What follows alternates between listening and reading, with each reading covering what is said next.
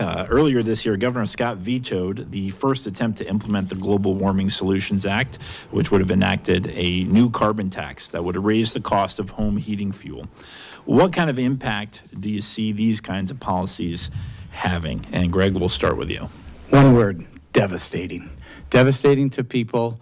Young people we just talked about, first-time home buyers trying to buy a house. Now they have to factor in their heating costs and what could have happened under that program. That's a horrible bill. We need to repeal the Global Warming Solutions Act, period. There's nothing else we should be thinking about on January, that first Tuesday in January, but to repeal that, because we are going to make gains in this legislature. People are talking, and I think we're going to get the part of the red wave here.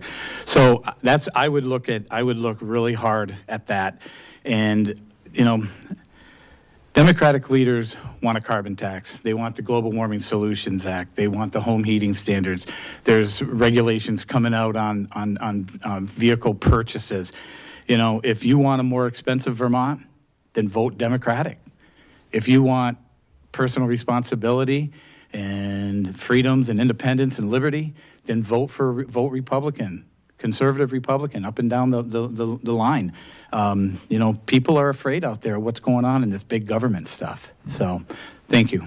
Yeah. Senator Benning, you were in the Senate when that all happened. What are your thoughts about the clean heat standard? I certainly was in the Senate, and we argued as a caucus, the Republican caucus, all 7 of us out of 30, very much against the Global Warming Solutions Act.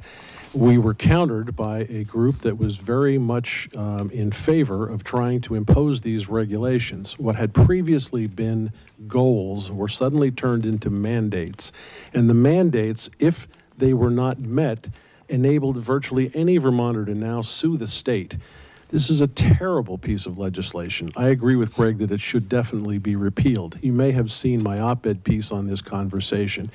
It is absolutely horrific to have a state senator stand up and say, you know what, if you have problems with your heating system and you can't afford it, get a blanket. I mean, that is just absolutely anathema to anybody in this state, and I sincerely hope that people are voting Republican and not the folks who are passing this kind of legislation.